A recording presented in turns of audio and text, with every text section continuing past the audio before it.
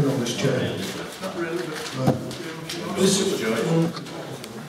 I do, because I can't get it over there.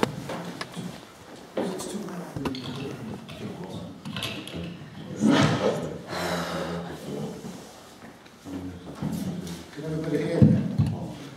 No. Yeah. Can everybody hear me? Yeah. Can you hear that now? Right, the thing on the agenda at the moment is to receive apologies. Can I just say, Chair, this meeting has been brought forward tonight because we can't get council business done due to the meetings overrunning for various reasons, and I won't go into them. It's quite clear that one of the items we didn't discuss at the last meeting was to do with Councillor Dalton and her article she put in the press. If you look at the book, nearly every single person from the Labour Party has put an apology in tonight, so we can't discuss this. And I think it's absolutely shameful that we're bringing councillors to account for making vicious comments against the public, that they're not turning up to be accountable. And I hope this will be noted in the May elections. I personally will not vote to authorise their absence. Well, I don't think there's any question about it. They've apologised. Do we accept the closed up? It's to receive apologies, and we've got to receive them. Must have been sent in. Well, I'm not voting. Cowards, that's what we are. You should close the And meeting. remember that the public don't get any speaking tonight. No wonder we don't get business finished. It's nothing to do with us, John. Let's go. Sorry, Go on, come on, go. Sorry, just interrupt you. That's on the point of order. You just open the meeting, Chair, and go straight to number one. What's happening to the public question time? There isn't any today because this is not a regular meeting of the council. This is a full meeting of the council. If you look at standing orders, it says that the council meetings as such are on the third Monday of each month, and this is not the third Monday of the month. Right, So, let me just clarify a point. If I can. yeah, As you know, by law, we're summoned to these meetings. yeah. And our legal it says, you are summoned to attend a meeting of the Anston Parish Council Yeah. on Monday the 2nd of February. So Yeah. that's a full council meeting. I also have an email from the clerk, I think it was last week or the week before, informing us that the meeting would take place on the 2nd of February. And on that email, it states quite clearly it was a full council meeting. So, if we're having a full council meeting, there's no different from any other council meeting just because we're having it on a different day.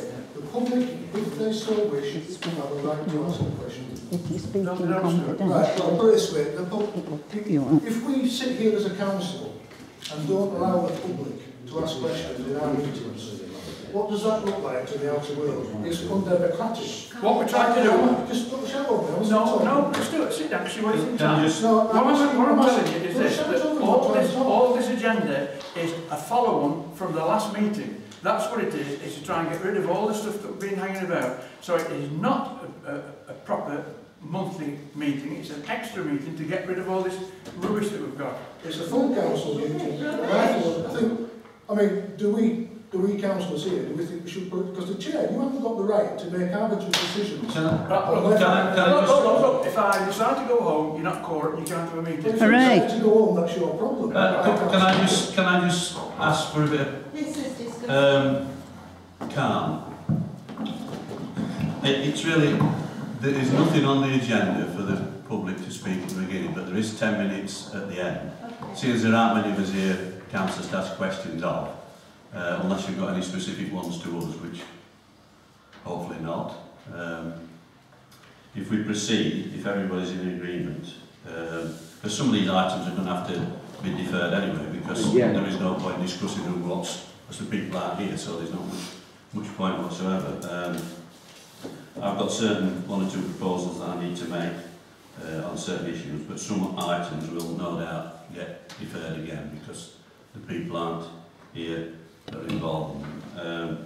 So if Councillor Dalton's sort of happy with that, if the public are... It's not me, it's whether the public are happy. If the public are happy, I'm quite happy to go on. If the public are happy, I'm quite happy to go with it. Yes, carry on, please. No. Right, go on. Excuse me, John. Yes. As Councillor Stonebridge hasn't been for 6 months, More.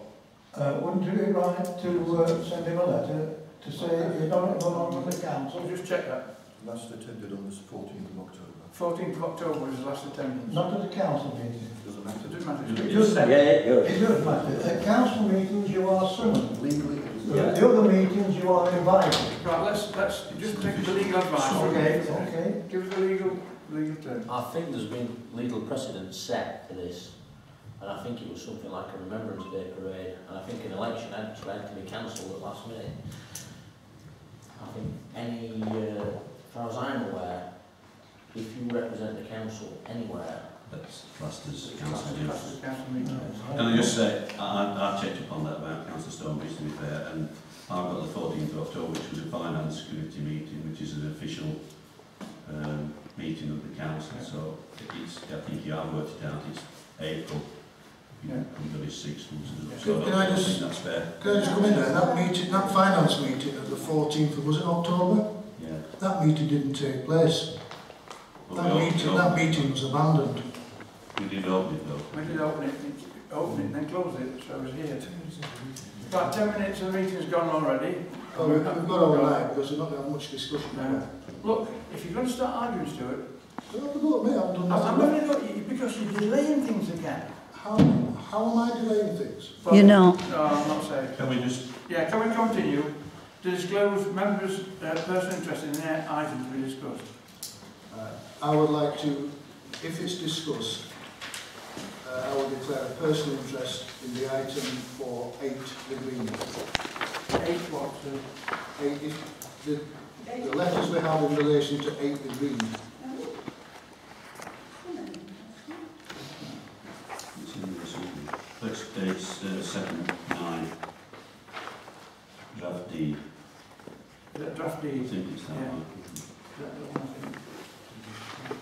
Okay. Anybody else? Right, number 3, to identify items which the present board may be excluded, but at this stage is nothing. And that's any view for somebody to this? No? Right. To confirm the meetings with the Parish Council held on Monday the 19th of January, we've got 2 sheets. Page 1, any problems? Page 2, any problems? Yeah, I'll come in again, Chair. Item 100/14, public consultation on the budget and precept. Resolve that the consultation document as presented by the clerk be accepted for publishing on the website. Can you clarify, is that for publishing on the website in this coming December or publishing on the website for the budget we've just had? It's already on anyway. Right, so the reason I want to clarify the point is, at the last meeting, if you recall, me and you had a, shall we say, tete-a-tete on whether that document was for the consultation we should have had this year, or whether, in your opinion, it was the consultation document for the forthcoming December. But I just put on record that I was right what I was talking about, and again, you was wrong and causing mischief. I find that offensive, Stuart. Well, you do what you want with it. I find that very offensive. It's the truth. And another remark like that, and I shall close the meeting because I'm going to go home. you're looking for excuses. You're finding every excuse in the book so far, Chair, to close this meeting. Can we just, Accept your Can we just carry on? responsibilities. I have to say that I'm really unhappy about what's gone off tonight. I think it does the parish council absolutely no good whatsoever. John has turned up, the clerk has turned up, it's not very good weather, members of the public have turned up, Yeah. and to me it's an insult. We're going to still have some business left over, which is not fair to people who've got stuff on. And as I say, I'd just like it recorded that I think it's an absolute disgrace. It's obvious they've done it on purpose. And I'll second that. And you were backing them up, John. We'll think this. Well, you've turned up, John, so I've turned up. but we'll go with what we've And I'm got, not what we can do. Can we move on? Right, we'll move on. You can sign those, please. Yeah.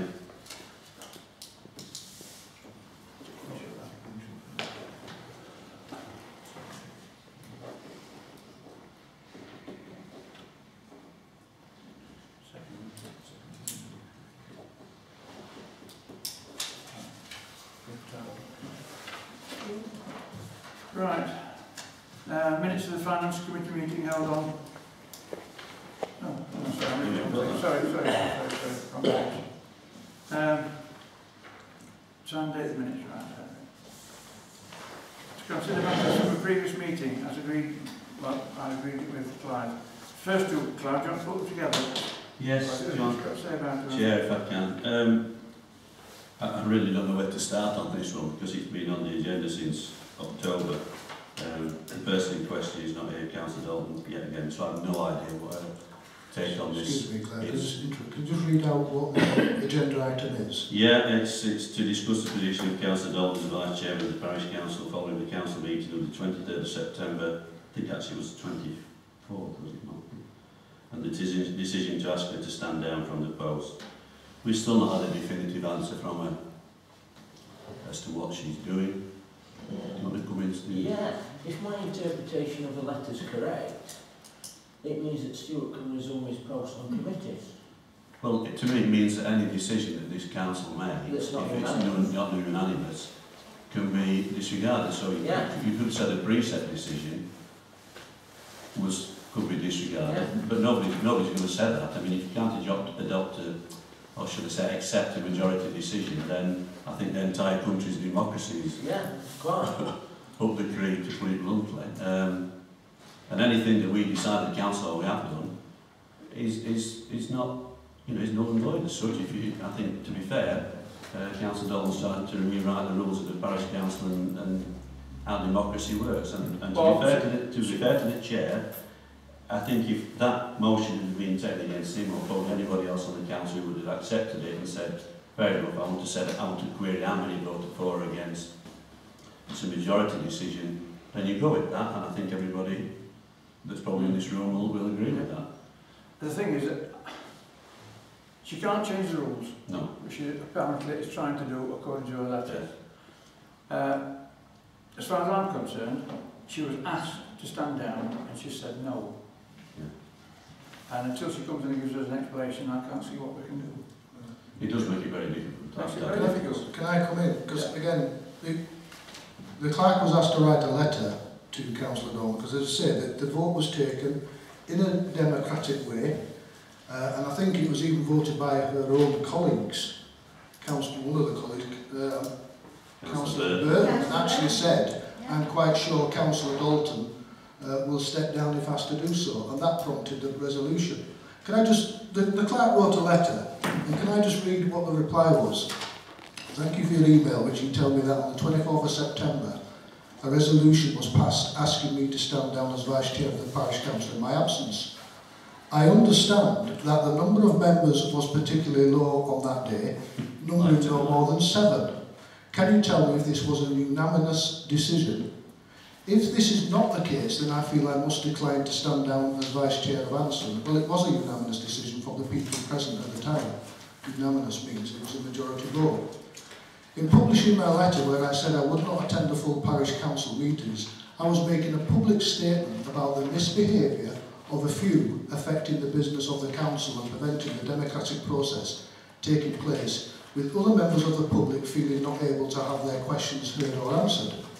I have reconsidered my position in the light of many positive responses from members of the public who say that the minority do not represent their views and that I should stand firm. I continue to serve as a parish councillor and as Vice Chair, but will have no hesitation in closing meetings or evicting troublemakers to protect democracy. Now, I have a serious problem with this letter, because this letter basically shows extreme contempt for members of the public who we represent. First of all, she's questioning the democratic process of the majority vote. She then says, was it a unanimous decision? In other words, if not everybody voted, I'm not playing the game. But at the end, she then goes on to say, evicting troublemakers. She's making sweeping statements that members of the public are bullying her. She's making sweeping statements that these particular members of the public are troublemakers. I find that absolutely appalling. And in a way, I think we should delay this until she comes here to answer questions. Because, in my opinion, making these types of comments against you people sat there, regardless of what political parties or whatever you support, When you have councillors making derogatory remarks about people who we serve, I find that's a position that she should be resigning. Well, that's the feelings of Clive. It should be put back. Yeah, well, yeah, I mean... And at the beginning of the agenda. I just reiterate what Councillor Thornton said. I think it's not only not listening to the members of the public, but also she's not taking into view... I mean, we had a discussion that night. It was a proper vote. John, the chair, voted that she has to resign. Councillor Burton did. Councillor St John, he abstained. I'm not sure about Councillor Bridges. But we did discuss it and the letter was sent. And to send a reply like that saying basically, I don't care what you voted to do, I'm ignoring it. I just think it's an affront to the council, to the clerk, to the chair, to everybody else that commits the time and effort to it.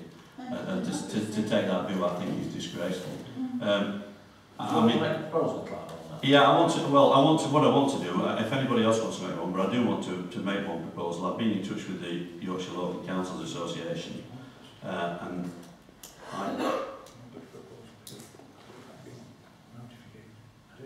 I thought there was a meeting going on. what I was going to say was, I've been in touch with the Yorkshire Local Councils Association, and they said they can't deal with the requests from an individual councillor, but they will deal with it from the council, or through the clerk, or the chair. What I would like to do is to send you a copy of the, or to contact them and ask them for their view on this, because I'm quite sure it's not a very common occurrence where a council refuses to actually give up a position when they're being asked to do so by the council. So I want to propose that we ask the clerk by the chair to ask them for their opinion. They've had my correspondence, but it needs it to go through the council, because the council is a member of the YLC, not individual members. But I think we need to get their view on this so we know what sort of view, you know, they take on in the National Association go as a guide for both yourself and the clerk. So that's a proposal. So the proposal, Can we, just the item is actually brought forward onto the next agenda, It will be on the next meeting. so allow Councillor Dalton to answer it. So the proposal is that we ask YELC to clarify the situation, and that we ask that this particular item be brought forward onto the next council meeting in order for Councillor Dalton to answer our questions. But I'd say I would like the clerk, if everybody's agreeable, to contact them. They said it would take them probably a couple of weeks to come back with an answer, which will be back for the next council meeting when this can be put on the agenda again. Because I think it's too important to let it... Yeah, I'll second it. Yeah. Can I just ask a quick question before we go to the vote, Chair?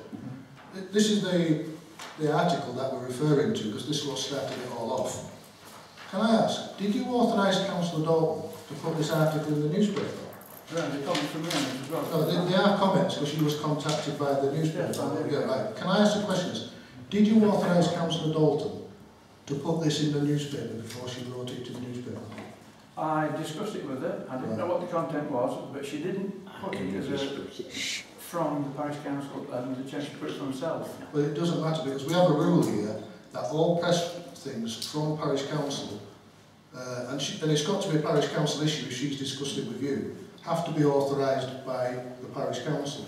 She hasn't done it. And in the past, whether it was right or wrong, I was censured by you, Chair, for writing things to the newspaper without your authority.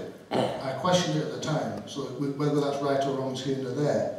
So now we have a situation where she's also wrote a letter to the newspapers about parish council business. She's also spoken to you about it, so it is parish council business, and she didn't have your permission. Yes, she did. She said to me, I'm going to resign from being deputy chairman, and therefore I'm going to... That's a which she hasn't done. Yeah, but that's what she said. Oh, no, yeah. So you was fully aware about this article then, because this is... I've got a copy of it, yes. What I'm saying, the point I'm making is, this is quite disparaging to members of the public, and I think you should publicly disown this, because if not, the public might see you as part of this scheme to humiliate them for what she's done. I'm just, well, I presume the chair gave her permission, but did you not necessarily see all the articles? She said to me, I'm going to write to the paper and tell them I'm resigning as deputy chair. I said, right, go ahead. And that was it. So well, in effect then, she says she's misled you by saying she was going to resign, and she's not done it. So she's misleading the council. Well, I think perhaps we put that on the next agenda then to discuss. We've got a proposer and a second. Yeah. Clive and Stuart. Anybody else want to talk about it? No, that's All those in favour?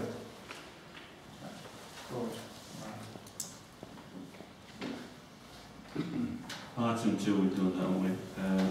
Item 3. Do we Oh, need sorry, I'm taking up from you, John. Sorry, do we need to bring that one as well back to the council? What you called it was 1, 2, 1, 2, Yeah. 3, they've already said. We're taking together, so we bring them back as No. don't we go to the next? Number 3, Stuart. Number 3. Clive. Well, again, You want to leave that? again, because the members that wanted to ask the question aren't here, Yeah. so there's all 5 of them, I think, so there's no point So in that actually one's doing that. So go to the next meeting. Yes, Next please. meeting. Yeah. Right. Sorry. May I speak here? I mean, it appears that these councillors have deliberately kept away from this meeting because of these items. Yeah, they're definitely done it. So, why can't we go ahead with these? Because the question that Clive has posed has to be answered by those people, not by you three, not by me. Well, if they're not here, they can't answer, they should be Sorry, here. They know exactly what was going on. Yeah, But they haven't turned up. So it's got next agenda. But they seem to have done it en masse. Oh, they're doing it deliberately. It's deliberately It seems to be that way. Well, vote in their absence then.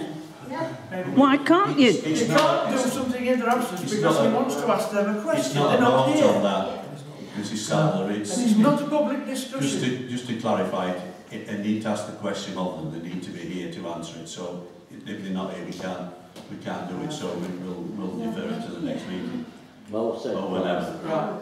Number 4. Again, Clive.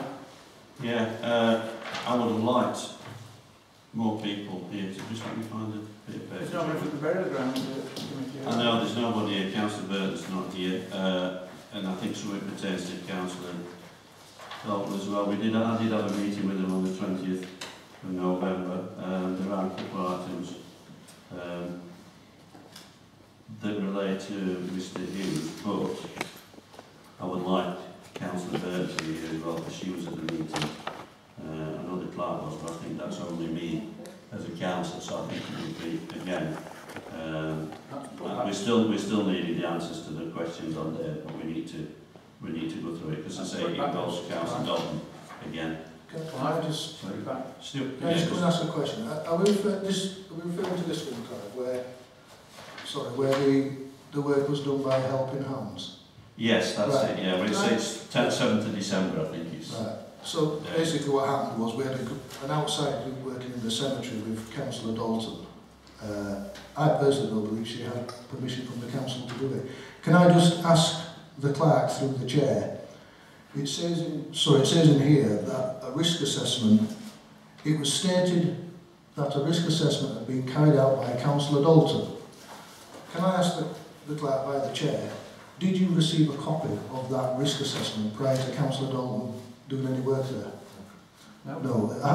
Have we had a copy since? Right. So as far as we are concerned, if it's not documented, it's not there, therefore we haven't had a risk assessment. Right, okay, we'll speak about that later. Excuse Right. me, can I just ask, did item 3, was that to be carried forward? Yes. Item 1, 2 and 3 and also 4, Clive, the burial ground. Yeah, Thank you. there is an item on the, I think for a grant, isn't there, from the Friends of the Burial Ground, are applying for a grant for their insurance, which ties in really for the discussion that we had, and the clerk was at that meeting. So, yeah. Are we discussing that grant tonight? No, it's on Wednesdays. So Oh, we're going on to 5. What we want to do is to register as a community asset the Kibbert Park Depot. Yeah. Which is what which is proposed to be a gypsy.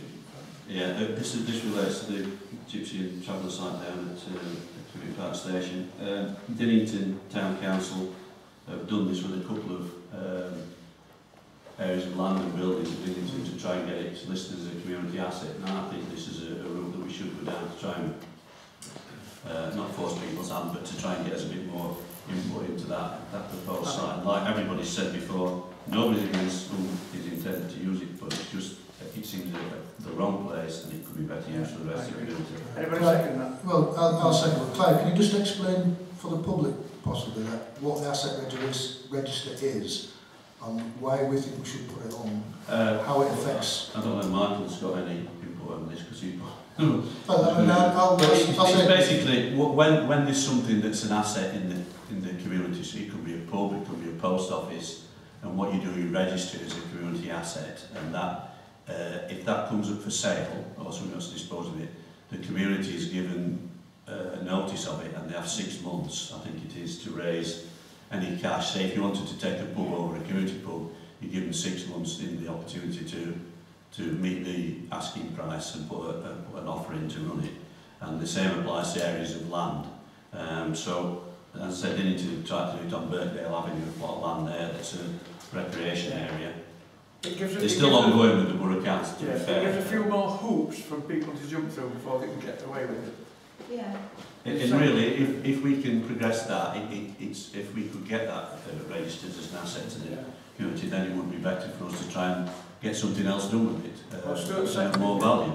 Stuart seconded that. Right, well, so, I'll have a vote unless there's an amendment. Right, all those in favour, please show. Right, okay. Can I just, from Michael's point of view, if you speak to Alistair Evans at the Michael, he's done quite a lot of work on the asset transfer applications up there, so he should be able to save you a lot of time and effort with the background information and stuff like that. Right, move on to number 6. Councillor Jepson again, to discuss the recording of and filming of council meetings by members of the council. Well, again, that one's more or less gone by the way. It was actually Councillor Bird that was filming at one meeting. When she was sat there, she was filming that area. I think that it's more or less been resolved now. The clerk, I think, has spoken to people about when to stop, when to start, etc. during breaks. So can we... But I think we just, as long as people are aware about the councils that they shouldn't be doing it, I think it's got to be out of hand all night. Everybody was sort of carrying cameras and camera phones and one thing and another. You've got to be a bit silly, but it's just to make sure people follow the rules. Yeah, can I just comment this? I mean, quite rightly, councillors should not be filming in these meetings. The idea of the legislation to bring in filming was for the public to hold councillors to account by filming. It was never designed for any of the council or the councillors to film members of the public. We have had occasions where, and I think this mainly started off with Councillor Stonebridge, a member of the public was filming one of the meetings, I think either morning or afternoon, and Councillor Stonebridge pulled out a camera, placed it on the desk and pointed it at the person filming. That was completely and utterly wrong in my opinion. We're not here to film the public because we've nothing to hide. Well, I find it quite sinister when we're taking pictures of the public with the cameras we've already got. It shouldn't happen, there's no need for it. But I can assure you, in my opinion, before this new legislation came in, there were several councillors around this table that I believe had their phones on the desk and were deliberately recording meetings on what you people were saying before the legislation come in. I have no proof at this point, but that's what was happening. You've got no proof, it's not worth it. No, I'm just saying, I'm telling people what's going on. Councillor Dalton's quite right, because that was the 14th of October meeting. I think we closed where Councillor Stonebridge was sat with his camera, and I think it was Mrs. Salmon that was filming it that day, which is one other issue. Can we, do we need to make some form of proposal to say that councillors shouldn't? Or should we just take it as a given that they don't? Well, you can if you want, but the thing is that some councillors may feel that if they're being filmed, they've got every right to film other people.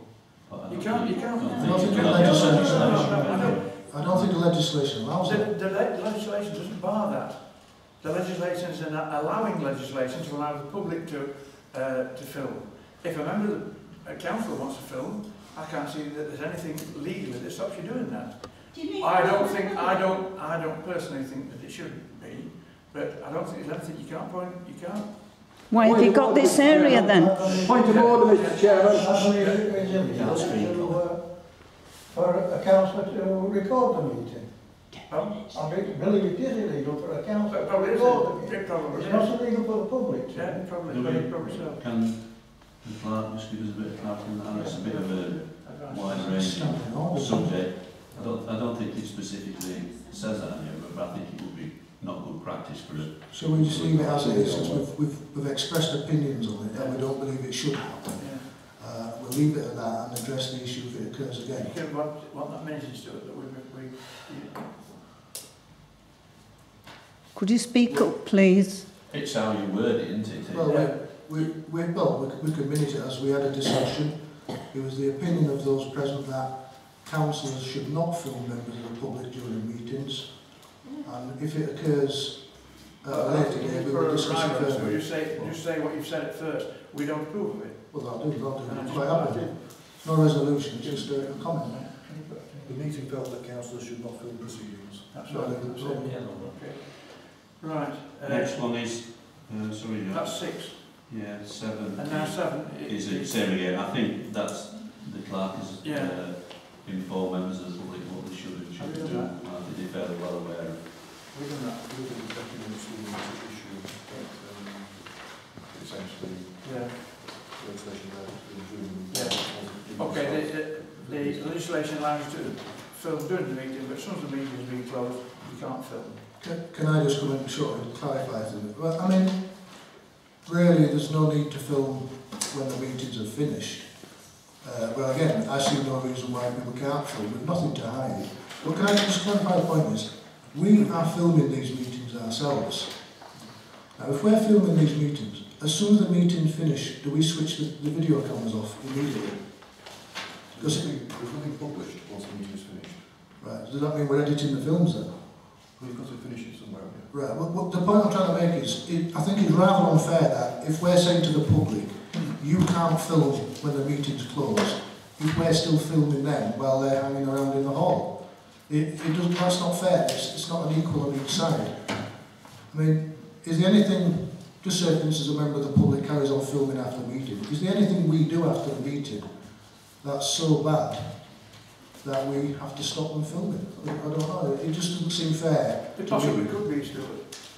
Well, again, it may well be using evidence. You know, I think it's unfair that we can carry on filming after the meeting, but we're asking the public But not to. I've already said that as soon as the meeting says we've finished, then that's it. We don't do anything after that. But we don't switch the cameras on, do we? So technically, we're still filming the public. Okay. Right, so what do you want to do?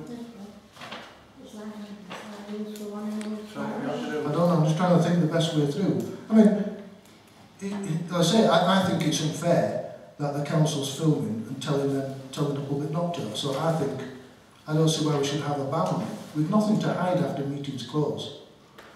So it's up to the discretion of the people who's got the camera. Do I have to make a proposal on this?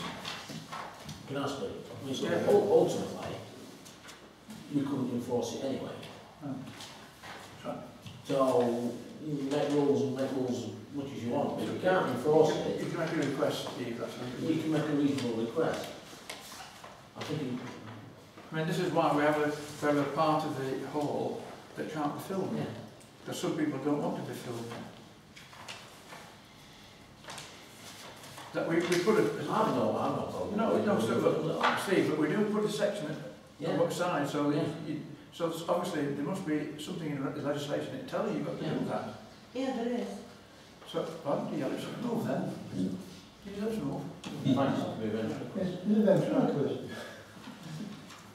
Right, so Would you like to know why I do continue filming?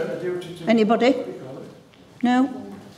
Apparently we have a duty. You don't want to know why I continue filming after the meeting? That's right.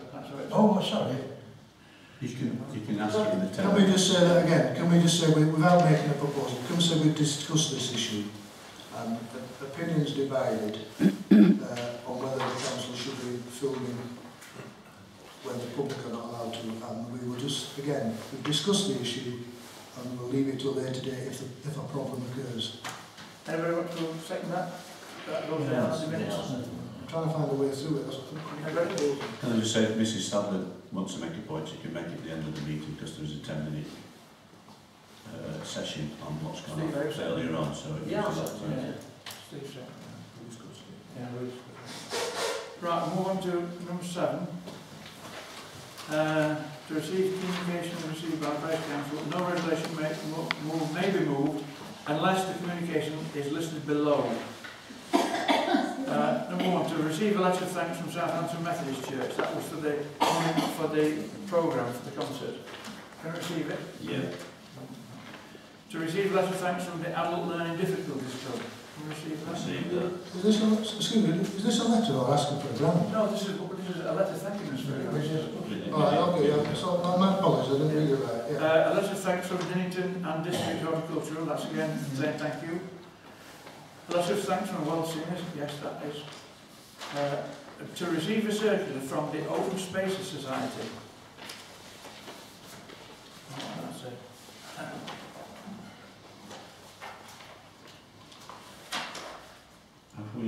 Are they asking us for a donation? We never donate. We never donate. Members, if we want to, we can donate individually. Yeah. We said that last time. If individual members want to donate, fair enough. But to parish council. To agree to carry on with the same procedure? I'm just reading through all I've read before. Well, they make a lot of, I mean, they do a lot of campaigning on, should we say, open spaces. It's 150 years and still fighting. I don't think traditionally we donate to it. We pay the annual fee to them, by the way. Oh, so Right, that is, well, if we pay an annual But fee, we're not giving them an extra. right. So Well, if you're quite I happy to propose we go just into- accept this then. To receive email thanks for Anston History Group, yes. To receive a letter of thanks from Age UK. And to receive a letter of thanks from Anston Friendship Club. That's the Thursday afternoon one where they do with tea and a bun and... Can I just ask a question on this? It's just a letter of thanks, but the lady writing it says it was very special to me when I received the community award. Yes, she was awarded the community award. She started the Friendship Club 10 years ago, and it happens every week. And they take anybody who wants to go down, and it's usually between 40 and 45, usually pensioners, and they feed them and you play bingo and they play cards or whatever to give those people who are alone. You're nearly and I should imagine they do a very, very good job. Yeah. But the question I was going to ask was, it says, this particular says, I received the community award. Yeah, she got the community award. Who awards who decides who gets a community award? I did. The chairman did that. So I thought the council had to work on a collective decision. Mrs. Cawthorne has done a lot more in the committee than just 10 years running that. She's been involved. I have no doubt it's well deserved, but I'm just asking the question. Why is the council not making the awards? Why is it just a one individual? Anyway, I've no doubt it's well deserved. Yeah. The thing is that if we all sat around the table, we could each come up with a couple of people and go over it. It would take another month to find. It's called democracy. Yeah. To receive a letter from RMBC regarding the school keep clear. Oh, sorry, the draft need first. That's 7-9.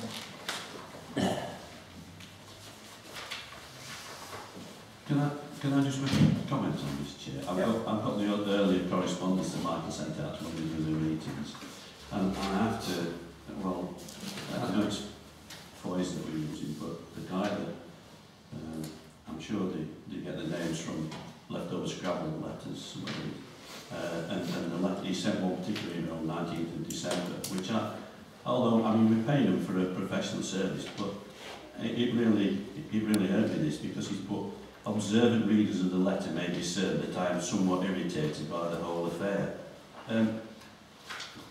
I can't understand why he's put that comment in, because we're paying for his good money, and I don't think it's in the pack. It's one that it was done earlier. Oh, there was some earlier letters, correspondence on this, so we've obviously moved on. I think he was referring to the lack of communication. Yeah, but he sent another one on the 19th, which says, further, with the greatest respect to you, it is not our job to spell out to you what should be in your client's statutory declaration. Well, I think he could perhaps counted some of the emails in a bit more amenable terms than that, because if one's solicitors start falling out amongst each other, then you get in a bad state. It was just the tone of some of the phrases that he used that I didn't particularly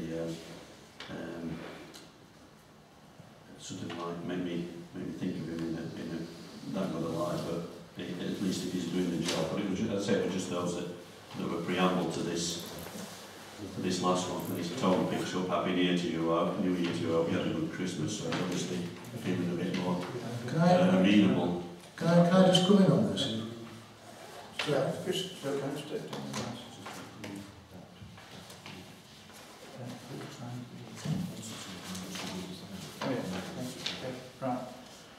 Right, if I come on this, first of all, I've declared an interest because in this letter it refers to number 8 being a number 10, and I'm a friend of the person number 10, so that's why I've declared an interest. Can I just say, first off, to accept a deed, this is not a deed.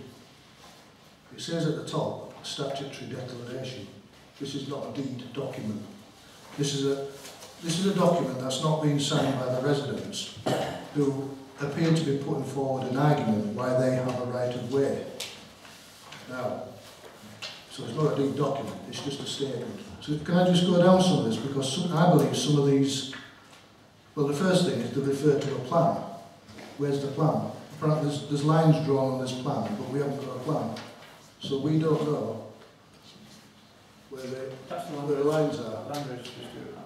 Right, so where's the lines that they're referring to in this declaration? So we haven't got the plan for starters, so we can't make any decisions.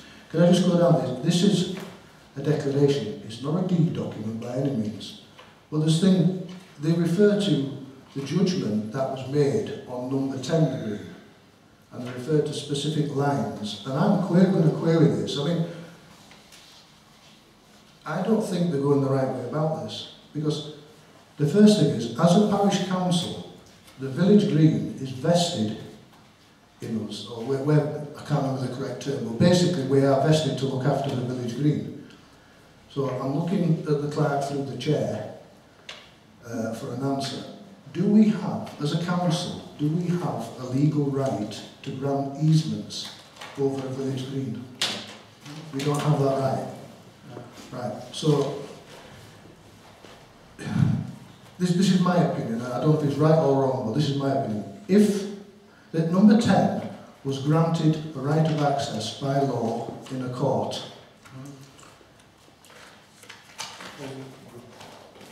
I'll probably be contradicted. It wasn't granted the right of access. It was accepted that the right of access existed. For number 10. Right, that's for number 10. So, right, so just for that, but just because that was done, I've lost my thought train now. Right, so in the court of law, it was decided there was a right of access for number 10. If we haven't got a power, as it stands at the moment, there is no access to this premises. So if we were to go ahead and sign a deed document, and it's just been said we don't have the right to do it, if we haven't got a right to grant an easement, because that's what it would be an easement, if we haven't got the right to grant an easement, we can't do it. I don't know what the solution is from the residents of number 8, but legally we cannot grant an easement. That's what you're telling me. The deed does not grant an easement. The deed acknowledges that the proof of burden shows that the right of access exists. That's all you're doing. You're accepting their proof. Right, well, I'm going to question that, because I don't believe their proof actually complies. I mean, I've read the judgments on the internet for people to look at. That's where I looked for it. In item number 7 it says, this is a statement by the trying to be a bit careful, but by the person we're discussing. It says, to the best of my knowledge and belief, the previous owner of the property enjoyed the same rights of access by vehicle and on foot enjoyed by myself. Well, I've looked up at the judgment, and I think the person is referring to as Mr. Savant, who was there previously. Now, in that judgment, it doesn't say that Mr. Savant has any access in law over that land. Well, it does say he used it, but it doesn't say he had a right of access or right of way through land. So, item 7 is saying they have a right of way, and I'm saying I don't believe they have, because he didn't have the right of way.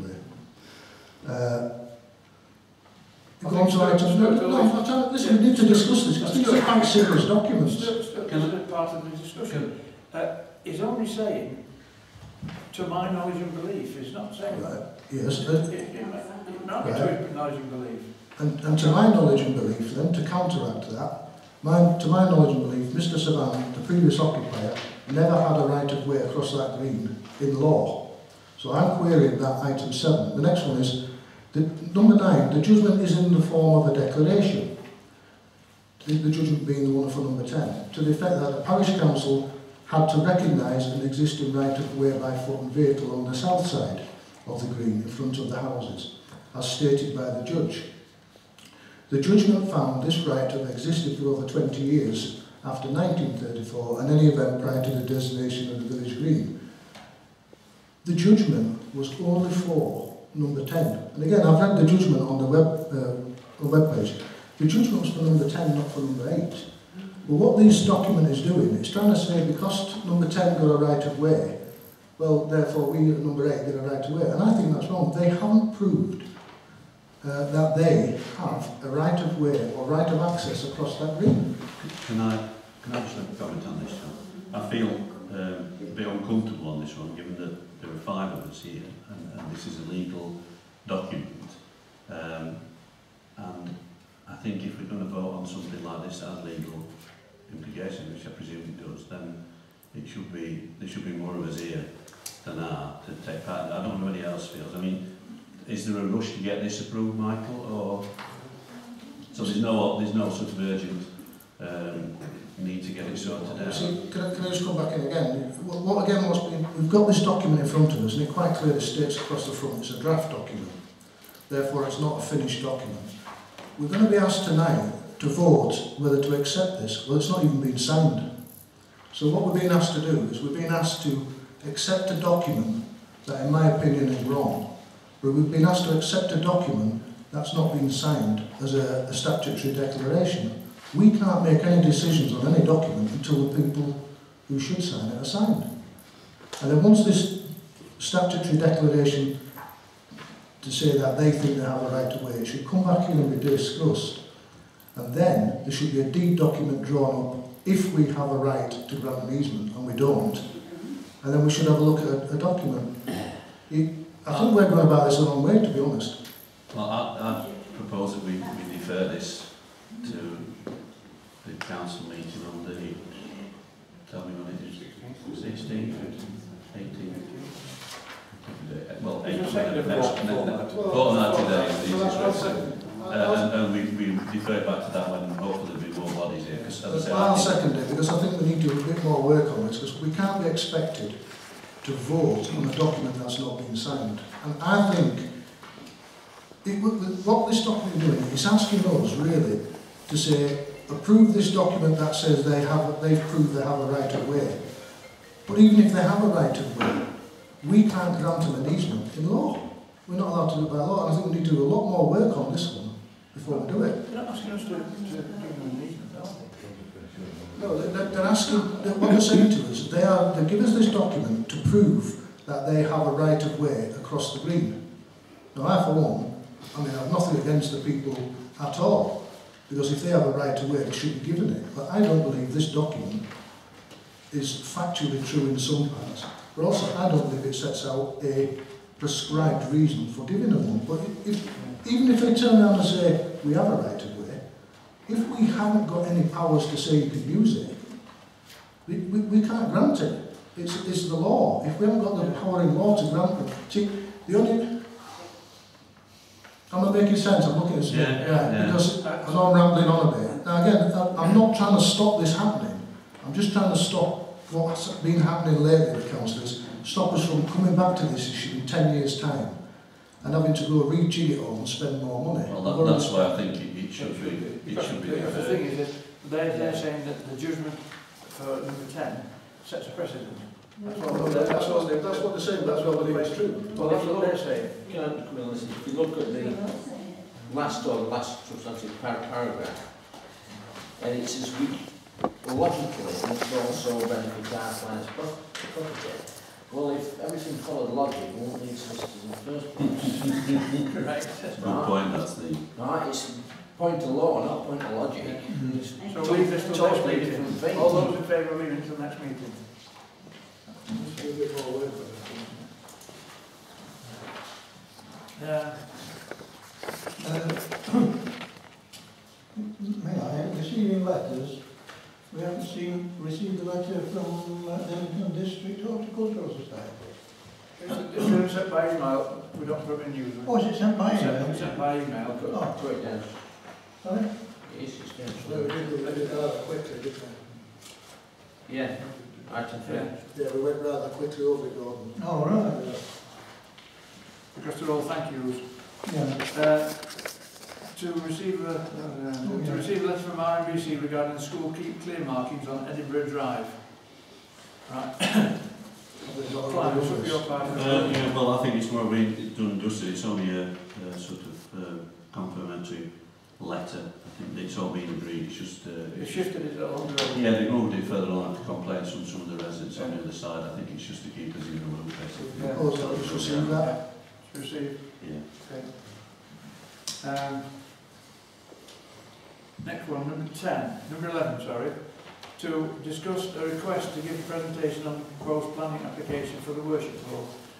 Now, if you remember, originally this first one, it was quite a big application, which was on a piece of land from Common Lane and across the top. And now it's been cut down to just the bit where the old site was that held the concrete and stuff, behind Thornbury. You know more than I do. We've not seen Well, it, nobody's seen it. About that, nobody's seen it. Can I just How do you know all about this and we don't? I've been told about this one. Who by? By the people who are putting forward the thing. But, I'm just trying to explain to you. I mean, if you can ignore it, if you want. well, No, can no, I just... it's interesting that you've had discussions and we haven't. That's... Can I just make a few points on this? I want to put a proposal forward that we've done this twice before. We've had a request to do a presentation. We've dismissed it twice. We've said that, and I quote, this is 2011, discussion be deferred until after the planning application has been submitted. No planning application has been submitted as yet. In fact, I've been in touch with the planning manager who has said we've not spoken to them really proposing Hospital Hall, and our stance when previously approached was that we would not be supportive of the proposal in the Greenbelt. So there's nothing on the table, there's no application. No, the reason it's on, Stuart, if you like, does. Why I know about it is because the people said to me, what shall I do, what's the next step? And I said, contact the clerk and get it put on the agenda, and that's why it's on. Can I just make, sorry, if I just carry on. I'm also, it's actually been put on the agenda by the senior administrator. We've not actually had an official letter from DLP consultants asking for that, which we did before. Yeah. But we, as I say, we've consistently said that until the planning application goes in, then it will be discussed when we, as we normally do, planning applications, and anybody who is supporting the application, much like last time, we were given the opportunity at that meeting to discuss it, put their points forward, and I see no difference to that. In fact, I've got a point here from Councillor Beck, when he was chairman of the parish council, if I can just find it. He says, he was asked a question by Councillor Thornton, and one of the responses was, Councillor Beck also advised the brethren that the presentation of their plans to the council was not in order. So that was Councillor Beck's view as chairman in 2012. And I think we need to stick with what we've done before. Well, the way I saw it was that they asked me, and I said, well, if you ask council if you can talk to them, that you can pick up something, you might change your plans. I think the problem with planning applications, if you do it that way, when you discuss it as a live plan application, you don't go in with an open mind, which is what you're supposed to do because you've seen it before. So you've actually got a closed mind on so it. What you're saying is that you should put down and put forward the plans? Well, they should, if they should, once the live plan application's done in, it'll come in on the list and it'll be discussed as normal at one of the meetings, and they've got the opportunity to put their... Can I just come in a minute? I think you're basically saying roughly what I was going to say. I was trying to have a conversation with 2 members of the public who the meeting started and cut me short.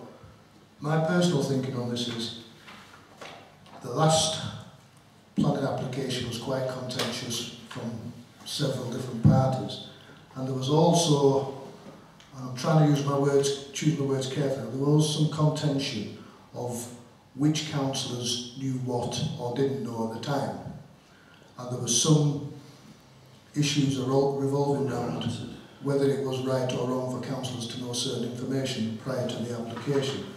My thinking on this is, as a council, it would probably be better for openness and democracy not to have a briefing until the planning application's gone in. Once the planning application's gone in, then I have no objection to, I think it's the consultants coming and giving the council a full briefing of what their intentions are. But I would also like to see at that meeting for it to be a public meeting where members of the public can also attend and get the information at the same time.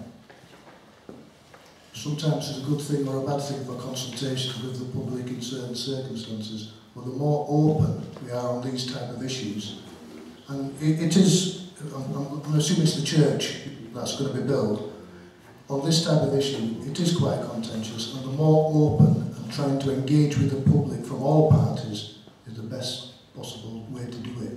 So, are you going to make a proposal? Yeah. I mean, I can't possibly see what's contentious about wanting to build a Christian church. Well, we don't know, do we? I suppose you'd all be that's why I want to go in with an open mind to whatever. That's your personal view.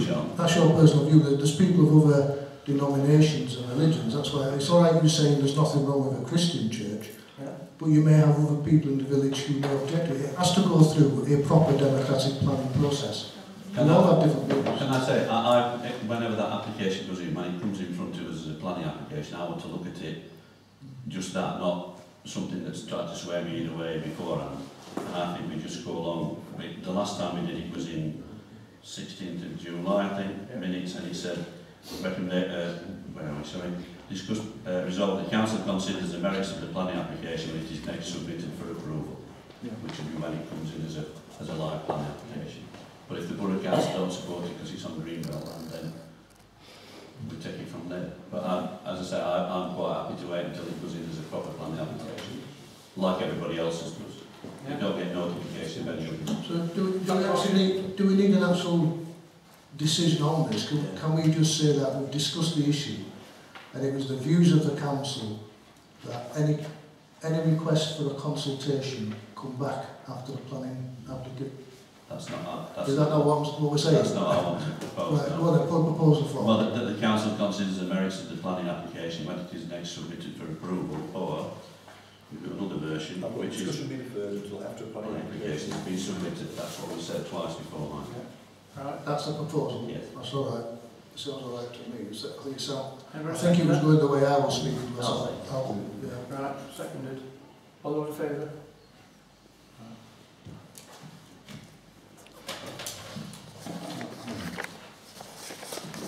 I see a lot more in this. To discuss growth plan. Can I just start on this one? Yeah, unfortunately, Room 40 Councillor Beck's not here because this is his comments, and with his position in the council, he wouldn't have been able to stop him on the discussion anyway, because it would be prejudicial, because he's really involved in this. I read through it again last week. I think the consultation closed on the 30th, but I think he said he would speak to people in the section dealing with it to give us a chance to discuss it tonight. We're down to 5 of us, so we need to make some sort of comments tonight, because we're not going to have any longer than this. My main contention of this is the industrial development at Tobic North. I think we've all said before that everybody wants jobs employed in this area, but I just think that is the wrong place altogether. Are there any plans to it out? No, it's just a area of site, Greenbelt land.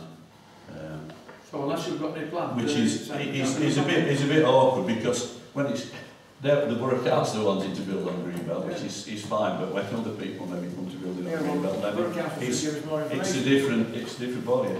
I don't know if anybody noticed a comment in the Advertiser last week whereby Bassetlaw had lodged a proposal with Borough Council out of courtesy about industrial and housing development at Gateford.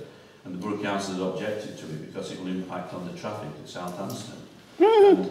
and I'm just trying to think what they said, that they had some, until they carried out improvements to Ryton Road Crossroads at South Anston, then they wouldn't support the application, which is a bit rich, because that would be like when whatever freezes over, because there's no plans to do anything on the A57, which is a tragedy. But the ironic thing is they wanted to build this as Toddwick, just down the road, which is again is going to cause much impact on South Anston. and the traffic flow there as the one at Bassetlaw is. So if they're going to build that there, and they're objecting to that, they really should be doing something about traffic flow and pedestrian safety across the A57 at Southampton, because it's an absolute disaster at the moment. Can I say, I've actually, I don't know if I've told you that, I've written to Andrew West asking him to be more specific of what the improvements should be at Southampton Crossroads, if that's what they're actually referring to. Well, I've no reply yet. If, sorry, just trying to clarify, is this plan? It's not a planning document, but it's on the LD. It's, what I'm trying to get around is, if it was a planning application to say they're going to build a site there, we could object to it. But it's not. What type of document is it? Is it proposed? Is it going to go through? It's just a consultation. It outlines where their areas of growth for employment and industry are. And one of the comments the Dinnington Town Council made was that they want to see the areas in Dinnington built first where there's spare capacity. And likewise, Todwick Council was the same objections, that they don't want to see that area of greenbelt concreted or tarmacked over. So could we make a proposal that, as a council, because we are quora, that we, as a council, we object to the proposed industrial site at Todwick on the grounds that we don't think it's necessary. I'm just trying to think some proper grounds. What grounds could be there? I think it's what's the well, I think what first. And can we also copy in the letter to all, to Dinnington, Todwick, Street Council. I think it could affect maybe Harthill, copy them all into our objection, because I think, although it's in Todwick Parish Council, it does affect all of us, because we could end up with an industrial, well again, the other problem I've got is they keep mentioning at RMBC that this is some form of extension to the advanced manufacturing park at Catcliffe. But if you actually read the document, it's quite clear that they want it to be a logistic depot for vehicles and stores. And if it's going to be the size of something like the Wilkinson project, you could end up with 700 wagons in Todwick moving in and out, and another 700-800 at the Fox Cover at Shire Roads, exactly the same. So it could have a massive impact on the traffic through Southampton. So I mean, I agree with what they said in the Dinnington Town Council, that nobody objects to jobs, employment and everything for Rotherham and this area as a whole, but I think my objection is that they're picking the wrong place. There's a lot of spare capacity in Dinnington, and I don't think that's the right area. They just spent £100,000 on a footpath from the roundabout towards Dinnington, and I've been down there a few times and I've yet to see anybody walking on it. And that money was ring fenced for that area. If they've spent £100,000 on that, if this goes ahead, they're going to dig all that footpath up again to form access route there. It's either going to go onto the A57 past the Red Lion or onto Todwick Road. There's no other routes to put it. So you could well spend £200,000 on a pointless exercise at the end of the day if it's all to look to make access. At the last meeting, we made an objection to building 9 houses with an access opposite Taxstars old garage. yeah, so we've got proposals there. So I propose that, as I say, well, the council's in favour, supports jobs and employment in the area. I think that the proposal for the Todwick North site is inappropriate given the pressures that are put on Southampton, Todwick and traffic in the surrounding areas, and that there are other sites that should be looked at first. Where some roads have been laid in. Would it be, I wouldn't say advantageous, that's probably the wrong word, would it not be a good idea possibly to have a meeting with the other surrounding councils with a view to agreeing what we would like to see or not see there, and then possibly have a meeting with the cabinet member? I'd like to see the planners and the I think it's, I'm not sure the section of Borough Council is Rido, I think, or Rido, that do with development and employment, because nobody's bothered to explain to either us, Dinnington or Todwick what it will actually involve. It's just a blocked area of land that's going to disappear and be turned into something else. Until, I'd like a bit more information, so and some involvement in as it progresses, because I don't think we're going to get that. It's just going to be a fait accompli and it's going to go through. Do you know whether Todwick Parish Council discussed it there? I'm not sure that the growth plan or I know they've objected to the site under the LDP because there are a lot of Topic Council, Topic Parish Council, a lot of residents, plus some at North Anston objected to it. But whether they've discussed the growth plan, I have no idea because I'm not seeing, unless you go on their website, you can see them in it. But I presume they would have. So, as I said, that's what I'd like to propose. Can we read the proposal, then I'll... Just trying to remember. You want to Council read it, supports Mark? job creation but objects to the proposed industrial site at Topic North on traffic grounds. And copy the Topic Dinton and Wales. Do you want to... And spare capacity at the other industrial Yeah, sites. that is... Spare capacity. It's still first before they contemplate. I think unfortunately it's been done on the back of the A57 improvement. It's seen as an easy route out, but I think it's going to make things I believe far I believe this document was quite advanced before the LDF came in. I'll second that. vote on that. I mean, to me, yeah, all those in favour of that. Just a passing comment, to me these plans are all very well. The last one designated Kirkby's both sides of the road as housing development, and I'm sure that they've got don't want to do that on their business. Plaxton's not good. They're going to strength of Plaxton's. And yet somebody in their wisdom has looked at the plan and said, oh, there's a bit of land here, we'll have that. The problem is they don't own the site, John. Yeah, but I mean... So site owners could have put it. Yeah. I mean, I'd love for somebody to come up with a scheme for South Anston Crossroads and all that area there and say, yes, we're going to do that, but if they're putting that as a, you know, until they get that bill, they're going to object to Bassetlaw. Bassetlaw will not back down on that, they'll do what they think is right for them. So in fact, somebody 5 mile away... Digressing slightly, look at Bassetlaw, you look at that big white elephant on to industrial estate there. Turbine. Yeah, there's a massive warehouse that's not even It's empty now, shut down, I think. since it was being built. They're building another one next door to it. I think there's one actually closing on there, not being built, there's another one there, I think there's... Right, so come on progress then, so we vote on Yeah. Move to following items available to members on request. Village Watch, issue 221, Safe at Last, winter 214, local councils update, 179.80, Chesterfield Canal Trust, the Cool Winter 214, and Rural Action Yorkshire, Country Air issue. They're all available. Can I just say that the Village Watch is quite a good and interesting read if anybody wants to have a look at it. It's quite informative. I think they do a good job at Southampton. Because you haven't got one in Northampton. Right, over to number 8. Councillor Jarvis, to discuss CSE and Rotherham councillors. Yes, well, as with Councillor Jepson's things, I would like this to be put on earlier at the next meeting, as there are people that aren't here. Is there a proposal? It's a disgusting example of filibustering, this. Is there a proposal? Yes, please. And I'll second it. Put that to item at the end of item 6. If it's still item 6. But number 2, to consider and approve additional microphones. I've looked at the plan. I'm not in favour at this moment in time of going down the shore because I don't think we've got nearly £1,000 to spare before the end of the financial year. I'd like to, I mean, I don't know what anybody else feels on this.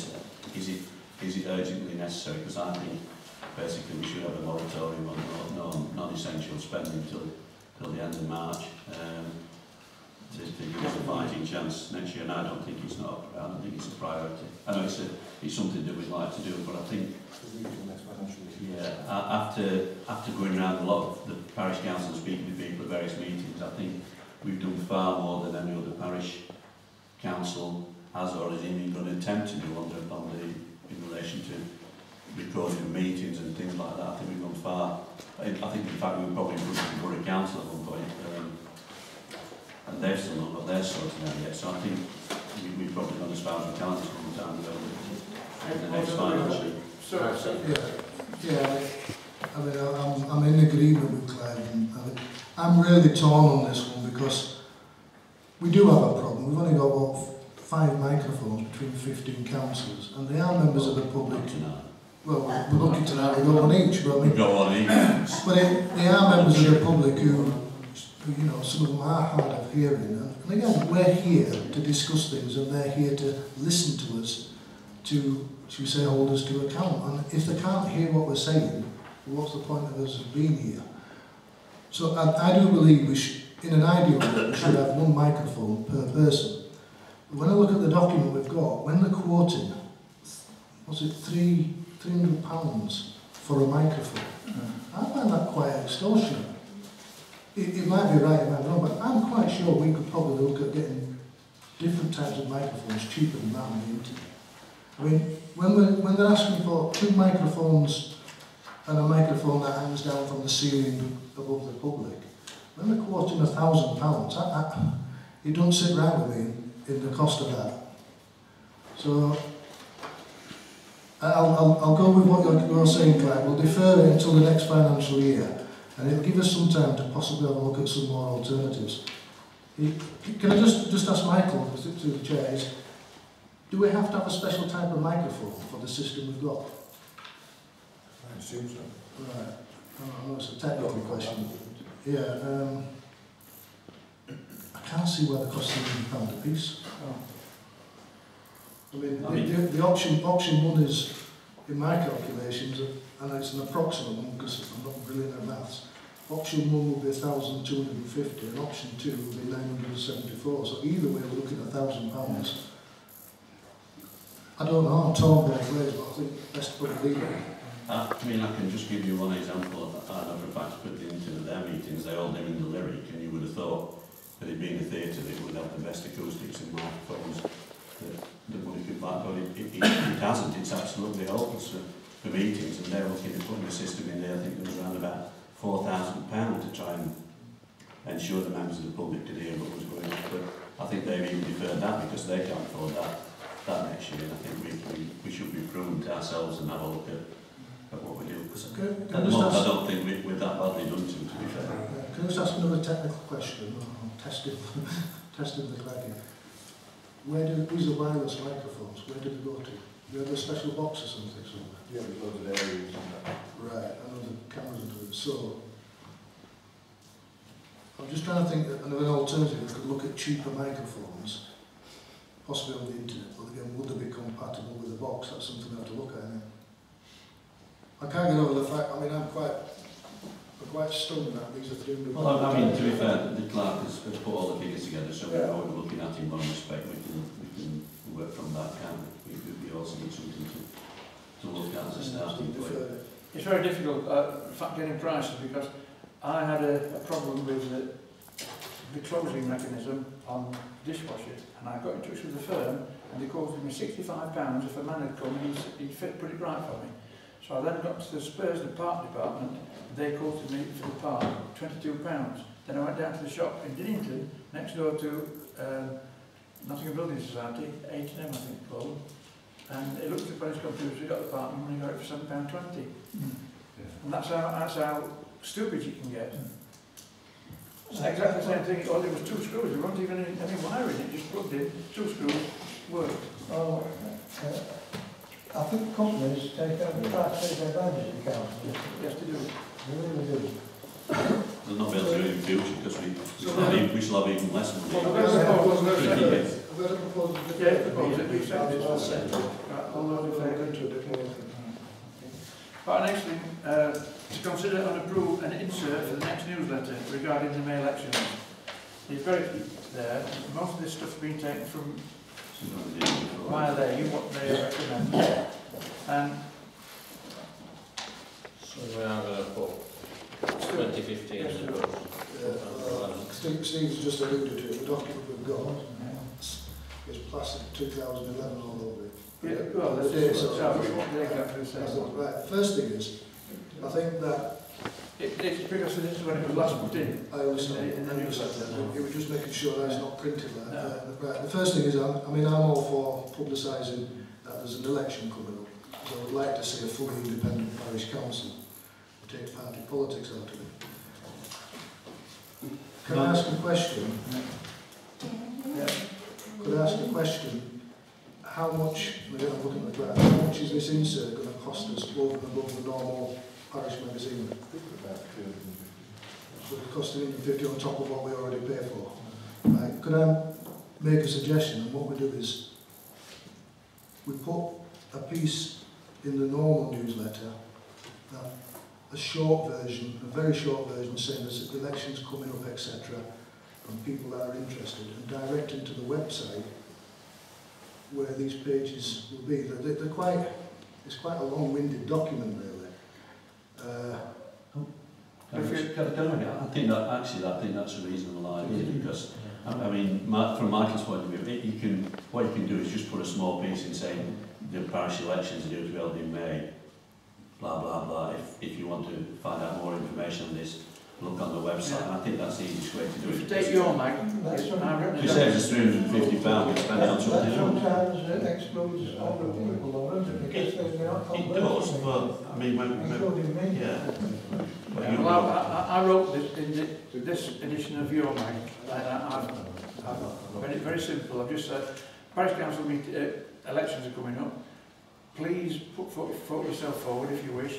I've put a little bit of thing what your duties would be, and it doesn't mention political at all. But just say, if you want more information, contact the clerk or contact any councillor who will get it. They should be really contacting the returning of the Mags Evans. Well, can I say on that one, if you put in the thing about look at the website for information, but you can also put in the note if you're interested, you contact the elections office in Rotherham, Democratic Service or whatever it is, and give them their email or telephone number. And then if you really want to pursue it, they're the people who deal with everybody, not us. Well, anyway, I'll put it in your mag to try and get people interested and trying to get them to come forward. As some were doing this, as it's something to do with quality status, is it? That we have to promote democracy. It was in the previous. But it's changed, hasn't it? We don't know anyone who's. So we were not obliged to promote democracy with these new criteria. We don't know. But it's good practice. Yeah, I think it's good practice, but I agree that a condensed version steering people towards. But it doesn't need to be condensed, we could just put that lot on the website. Yeah, put this on the web, but a condensed little piece saying about the elections, steering people towards the internet or RMBC electoral services. As Gordon rightly says, some of the older generation aren't conversant with the internet, but at least if they've got an address, that they can contact. I've condensed it down to 1/4 size page. Can I just comment? What we could do is when we put it in the newsletter and guide them to the website, we can also put a rider in there to say that people who haven't a computer and wish they can have a hard copy from the clerk. And that way people who haven't got... So we cover every base then? Yeah, people who haven't got internet can have a hard copy. I mean, I would imagine there wouldn't be that many people doing it, so it's not going to be very They really need to speak to the elections office because we don't want to be giving them wrong advice about the various legal bits that they have to do. And then they All get I was about that, if I could just take some new if rule I could changes just as ask well. you, in principle, do you agree that we should ask people to put their themselves forward for election? Well, I mean, I think you just said that the elections are due to be held, and if people are interested, they'll follow it up. If they're not, Yeah, that's what I've they'll already bid done it. it, so in that magazine. But this I don't think we need to steer it. I think we just need to flag up that they will be held in May or well, and then if anybody's interested, contact the elections office. Can I just, sorry, Stuart, I'm just going to say, it's ironic reading through that given Andy was here tonight, it says, what does a councillor do? It says, most people's impression of what a councillor does is that they just attend council meetings, but nothing could be further from the truth. Well, that's correct. And over the page it says, the council agrees to attend all meetings, or as reasonably possible, but that should already be summoned to in Anston, along with full monthly council meetings. There are committee meetings and working groups, but obviously that's falling on deaf ears at the moment. Can I just come in? I think there's one or two things that need to be looked at here. And again, I look at it from 3 years, 4 right, years ago. Yeah, the reason I think is on the item, I don't know which page it is, gets to item 3, completing the nomination forms. and it tells you there how to fill in with the electoral register. Well, there's actually been rule changes. And the rule changes are that if you stand in one ward and it's not the ward you live in, you have to have nominations from the people whose ward you're standing in. I'm just wondering whether that needs to be changed, because it doesn't state that in there and it's quite complicated. That's where that's good. Number 3, I don't know what page it is. Mark, you were at that meeting with Mike Evans, weren't you? That if we could ask him for maybe just an update, because some of this can be chopped out, can't it? Yeah. Yes, yeah. Which is possibly different to this. Yeah. So this is just an example of I think, can we ask, if I think we're agreeing to put it on the website, just to do a small bit in the newsletter to get that. And if it's going to save us £350, Yeah. you know. Well, the only reason I put it on here was to make you aware Yes, of the fact no, that's So there's another thing that on the reverse of that page, it goes down and says what can they do? Halfway down the page it says local councils do not receive council tax directly from the public, but are primarily funded at present from a small percentage of council tax. Well, it's a bit of a misleading statement, because we do receive money directly from the public. It's just that it's collected with the council tax. I think it is. It has moved on since. Yeah, there's one or two things need updating. Yeah. So, if, I mean, I'll propose that we don't send this out. We get a version on the website. We put a small insert in the newsletter saying when the elections are due to be held. Give people the Rotherham Borough Council elections team's email address or telephone number. Says here, local council budgets are a tiny part of the whole council tax. I don't think so, not on this council. But that, yeah, I think a lot of that can be since in the last 4 years it's moved on the pieces to how things work and whatever. It's changing again for this year. So, are you happy with that? Are we happy with vote on that? Very happy. Go on. You happy with that? Yes. Right, okay. Did I do that just to make us aware? No, that's fine. As I say, it's, you know, it's, I think we tried to maybe put 2 months in last time. Right, to agree time and date of the next meeting, 16th of February at 7:30. Agreed? Yes. To allow the public to raise any issue regarding today's meeting. Okay. Yeah, Mr. Lewis. Mr. Chairman, it states that parish councils, town councils, takes priority of any other meeting. On January 2014, Councillor Robin Stonebridge walked in here, then walked next door, put his apologies in here, then walked next door. I asked further on how many attendants he'd made, and the clerk says none. On September, you, Chairman, stated that he'd put his apologies in because he'd got something wrong with him. I asked you if he'd put a doctor's note in. You said no, so that didn't count. I don't know. Mr. Chairman, I'm telling you, Mr. Chairman, tonight, first thing you said, all the Labour councillors has put the apologies in. Now, have they put them in individually, and what were the reasons, or have they put them in all together? Individually. All together? Individually. Well, what we're up? You should make a statement. No, you don't have to say it. No, you should. No. There's, since I've been coming here, there's only one person who's done it right, and that was Councillor Crowther when he put a letter in because his father was ill.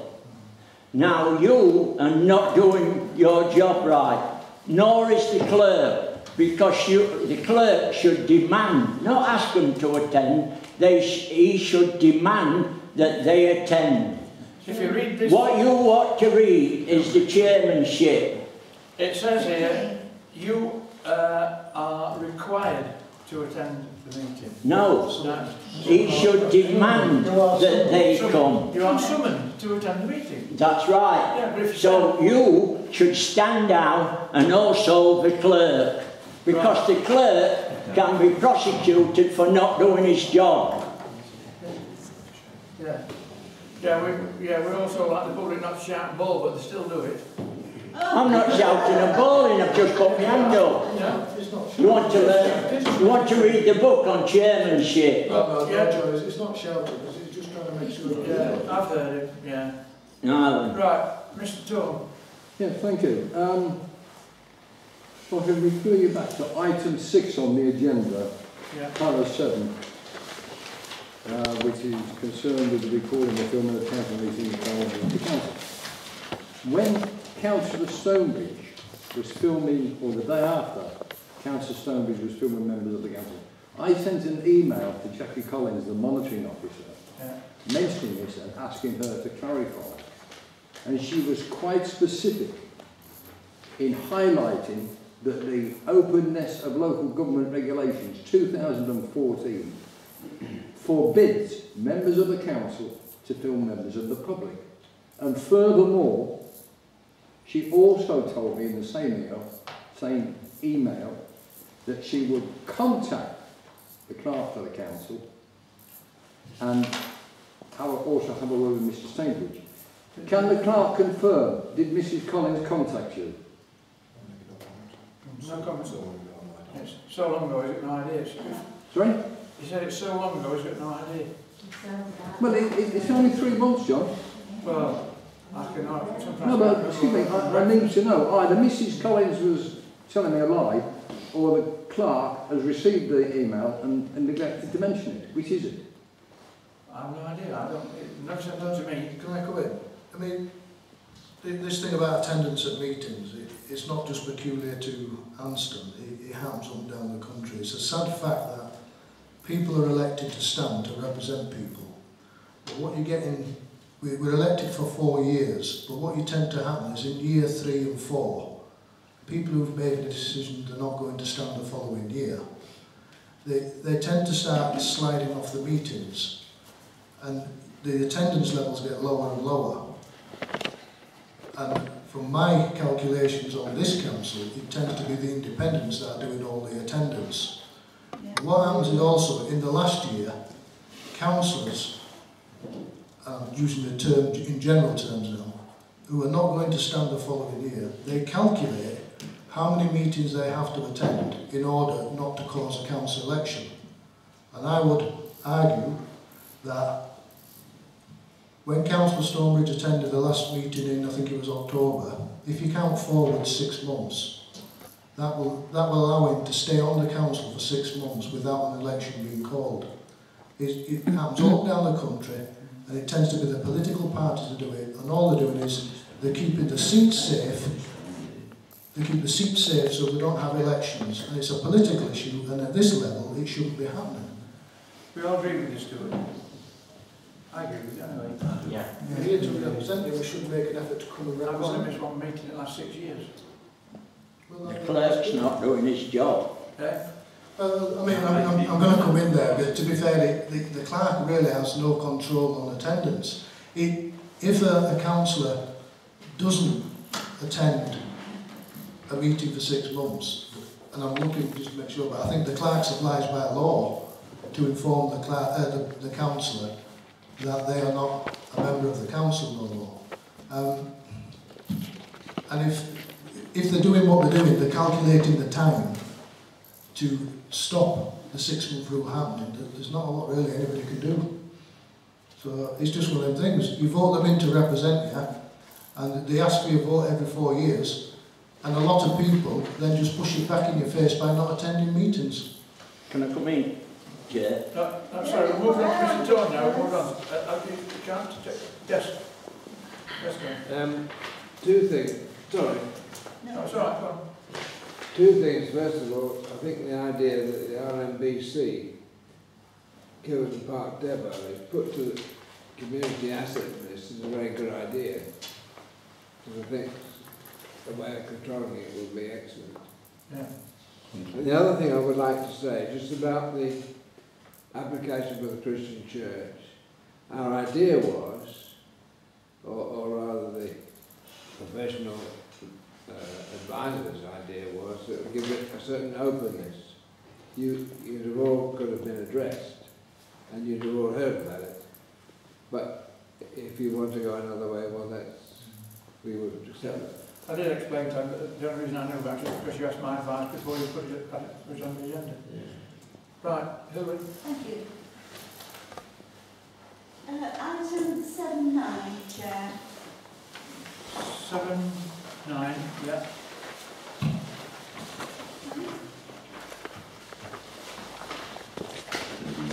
Yeah. It's the discussion regarding access over the village green at North Anston. It's been discussed quite openly tonight, and the question appears to be that number 8 are applying for access over the village green. What I'd like to ask the clerk, through yourself, the chair, is he phoning the owners of number 8, the village green, and threatening them because they're accessing their property, as he did me at number 10, the green? Okay. You got that? I understand the question. Question was, have you been bringing up people that threaten 8 and threatening you, Mrs. Estrada? The answer is I've not talked to anybody from number 8, and I don't believe I talked to anybody from number 10. Oh, certainly you did. You phoned me up at night, threatening me. You would close the access to my... I think it would be difficult to threaten you somehow. Well, you did. You attempted. And I have got the proof, Chairman. You phoned me up and threatened me that you were going to close the access to my property. Are you doing the same to the people at number 8? I don't think we can do that. He already did. Right. And what did I say to him? I said, don't you threaten me. Right. Okay. Excuse me. Excuse me. Sorry, Miss Albert. Okay, Miss Albert, yeah. I have made the snowy journey tonight specifically to ask questions about Dog Kennel Hill site and access generally about the core strategy, but unfortunately the Labour councillors are not here. Unfortunately. Will I get extra questions at the next meeting? No, not actually. You'll get one question at the next meeting. Well, I want to... Unless you actually write it down and send it in. Right, so will I get... Okay, it's still only one question, but we may be able to write probably... Right, so... There's no limit on the amount of questions you can write in. No, that's right. But you can only ask one question at the meeting. Well, ask one verbal. Could we not? I mean, the chairman can have discretion if he wishes. Because of the, as you say, peculiar circumstances tonight, can the chairman not exercise his discretion at the next meeting to allow Mrs. Sadler to ask 2 questions because she was denied Surely, tonight? Surely, I know you're intelligent and you can put 2 questions together in the form of one. Well, you don't usually allow that, do you, John? No, You're very quick to jump in and say you've already asked a question. Put 2 questions together in the form of one question. But you don't usually allow that. Well, nobody's ever done that. Well, plenty of people have attempted to, and you've told them to shut up. Joe, you're much more likely to get an answer or a more substantive answer if it's a written question. Because if it's a written question, it's on the agenda, all councillors see it before, a week before, and then time to prepare. Then they can stay away again, the same as they have tonight. They've stayed away purposely to avoid addressing issues, so they're going to do it again.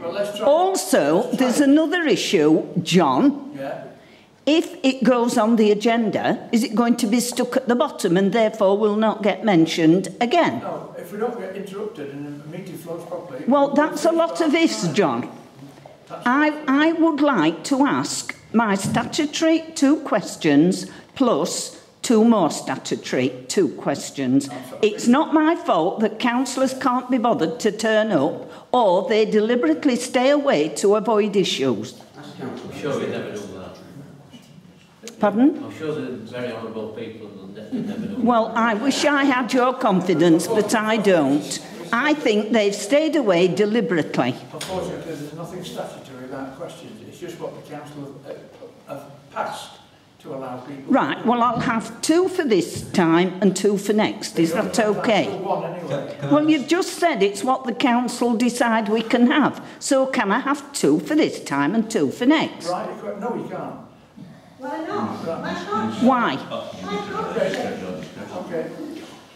Can I just ask you, can I just come back on that? I mean, are you wanting to particularly address the councillors that aren't here tonight? As opposed Well, to let's put it this way. The councillors that are here cannot answer the questions about core strategy, Dog Kennel Hill, or traffic. What you wanted is their own views on it, I take it, rather than Trustee, anything else. I'll ask one of your questions. What's the Dog Kennel Hill one? Sorry? What's the Dog Kennel Hill question? Have you not heard of that one, John? It's the site. It's the, Have you not heard of the Travellers site at Dog Kennel Hill? That's what we've talked about tonight. No. I'm not going to go into it. What are you going to put on the register? Try and get on the register. The site for the gypsies. But the question is not about Is it? RMBC Cubic Park Depot. Yeah, which that's is, it. That's it. There are other questions, John. The question is not about the asset register, it's about the question about the actual site of it. So it's not about the asset register. Kevin? I'm quite concerned about planning applications that come in through this council again. Being that I was told last week about, because I'm a big believer in Todwick new site being built for generating work and one thing and another. It's quite close to M1. We've got a good road network down to M1 now. Seems quite a good thing, could relieve us of traffic at South Anston. And I was told that there were loads of units in Dinniton that were empty. Well, I've done my own work, unlike some people, and I've tried to get a unit in Dinniton, and I can't find an empty unit. Have a look out down lane. That is one item. But the other item is this, shouldn't you? I'm not talking to you. The other item is this. I'm not talking to him. That's not called for, that language. The other item is this, is that I was here only a couple of weeks ago when a chap put in for a planning application for an house just through Lice. He wanted to build a bungalow on his land. And you refused it on a traffic issue, but yet in open arms, meeting before, you accepted the planning application on Claxton's site. That one building, other side of Lice, could have created for a family three cars. On Claxton's site, if you go up to a minimum, it would create 20 houses, a total of 60 cars, and yet there were no concerns about that. No, yes, there was. No, you're wrong. No, there was not. No, you're wrong. You just a minute, just let me well, you finish your question and I'll answer. Just finish, because remember this, it's on video. Go back and have a look. Quite aware of that. Go back and have a look at it many nights and have a look and listen and go through it again. That were another application that were. And this council seems to be swung towards Clyde for accepting or not accepting. Hang on a minute, let me finish. For accepting or not accepting planning applications. Last week at last meeting, a planning application come in for Main Street, and it were a garage under an house, I believe. Councillor Thornton said to you, Clyde, no other councillor questioned it. Councillor Thornton did say to you, in Greenbelt, you said, yes it is, but everything's fine. He sat down and accepted it. Every councillor it's not in the Greenbelt. Just a minute, every councillor should go and have a look at every planning application, conservation, but every councillor should look at every planning application for themselves, not for you to sit and dictate. No, I don't dictate it at all. I'm going to answer you, Kevin. Watch the video. Can I speak? I think you'll find out that if I'm probably maybe the only one that does look at all the planning applications, because I'm pretty sure that most councillors don't, because they never have a view on it. Now, they're supposed to look at those, they come through every week, there's no problem getting on the Borough Council website. You can go through, you can make your own mind up. I put my views in, I don't say to people, you must vote for this, they make their own mind up. No, Wait a minute, you've had yours. Residents of this village that are putting a planning application in. You've had yours say, can I have mine? Please? Can I? Thank you very much indeed. You talk about the Todwick North side. Well, if you think that that's going to be beneficial to Anston traffic-wise, then I think you're sadly mistaken. Nobody's against, you obviously didn't listen tonight, we said we weren't against jobs. Somebody at Dinnington's done a survey of industrial, which you're going to interrupt me again, I know you have, but you're not, because I'm not my say. They've done a survey of industrial units at Dinnington, and they came up with the fact that there were quite a lot empty. There's a site there ready to be developed. Kevin, can I just finish, please? You've had your say, let's be right. Give me my chance now. Okay. He's done a survey on all those sites. I haven't done it. I just know that there's a site there with roads in and street lights and telecommunications, etc. Are you just going to control it? And it's not being developed, so they should use that first. Todwick Parish Council against it, we're against it, Dinnington against it. Can't all be wrong. Can you show me that writing? Show what? Can I just finish? I thought, yeah. No. Well, I thought you had, but you're obviously not, have you? No, because I'm concerned about it. Well, I'm concerned. As an Anston resident, I'm concerned that yes. you did it not. No, Kevin, I lived in Anston more than you have. No, you haven't. Yes, you have. Are you 52? Could be. No, well, are you? So you think that I don't appreciate what happens in Anston? Well, I mean, the Flaxton side, we didn't object to it. We made comments. We were supportive that it should be developed by something to go on it. We expressed concerns about the traffic problems there at Wrighton Road and the crossroads. That would be a problem. I can show you all the traffic management minutes that I would do, and I raise it every time about the issues of that side, Todwick and at Bassetlaw. So I'm quite consistent on my approach. We do need, that site needs developing. I think everybody agreed on that, and at that meeting we supported that it was developed, but we raised concerns about the traffic implications. How do we get onto Wrighton Road? Because I still don't know how they're going to do it. Somebody's going to have to come up with a solution to it. But it wants something doing to it because it's an eyesore in the village. Sure. And likewise the site at South Anston. You talk about that one near the crossroads. Councillor Ireland, Councillor Baker have the same views as me. I didn't suggest to them what they should say. They thought it was awkward being near the site of the crossroads. And it was squeezed on a very small plot, a one-bedroom bungalow. Yeah. Anybody, can I be point to you, Kevin? Anybody can object to a planning application anywhere in Rotherham. You can support it, object to it, whatever. There is no limit on what you can object to. As a member of the public, a resident, a taxpayer, councillor, whatever, you're entitled to make those objections or you can support it. So, it's all I'm saying, Clive, is it seems to be swinging one way. Well, no, if it's something that's worthwhile, then I'll support it.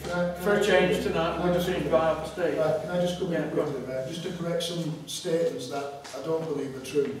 The first one is about, you're discussing about plan applications. First of all, you're discussing about plan applications, the same in Nottingham. First of all, the Todwick site for the industrial area, there's no planning application in, so we can't discuss them. The empty units issue, I was at a meeting last week at Dinnington, and I think it was quoted there by somebody who's done some research that there was at least 22 units empty. I don't know what size or scale that is.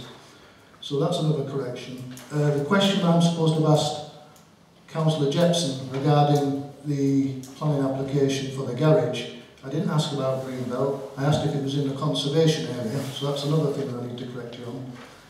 Plaxton's, as far as I'm aware, there's been no planning application in for Plaxton's, so we've never made no decisions on that. And as for the garage and planning application, I assure you, I read these planning applications. I haven't got the technical knowledge that Clive has, but I read them. If a planning application refers to North or South Anston or the parish of Anston, I read them because we get a list. 2 lists a month, is it? Or 3 lists a month? Or 1 a week. So I do, and I will tell you now, from my experience talking to councillors, the people sat around these tables now probably look more at the planning applications than the people who are absent. Because it's us that are bringing up the points when these planning applications come in. And I would say to you is, keep observing the meetings when it comes to planning applications and watch the councillors that actually try to discuss these planning applications, and you will see who actually takes an interest in them and who doesn't. If you've got any objections on planning, I mean, bring them to us, because you might have points we've not thought of. We're not experts, we try as best. And yes, we've all got different opinions on planning applications. You say you support the industrial units, I personally don't. But again, we have a system where we go through, it comes through to councils and we have to make collective decisions. I don't accept your comment that we all defer to Clive on planning, because I surely we don't. We might look to him for experience and knowledge, but we don't defer to him on planning decisions. I'd like you to watch the video. Well, I mean, it's on video. I mean, I do watch these videos actually afterwards. Sit down and study it. Right, you tell me which part of the video I should look at, and I'm quite happy to go look at it. Sit down and study it. Well, I've made my statement, so I'm quite happy to stand by it. Right, we've got the next meeting arranged. Thank you very much for your attendance. I close the meeting. What a pleasant meeting. What a pleasant meeting for us.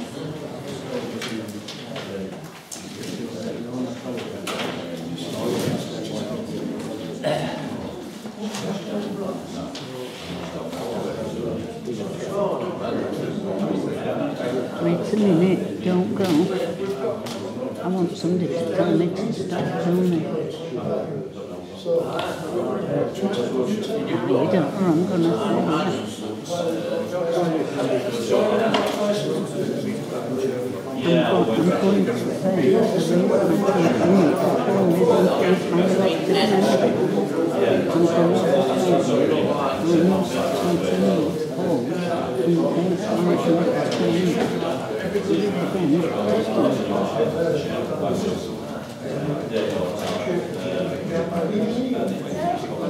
What meetings are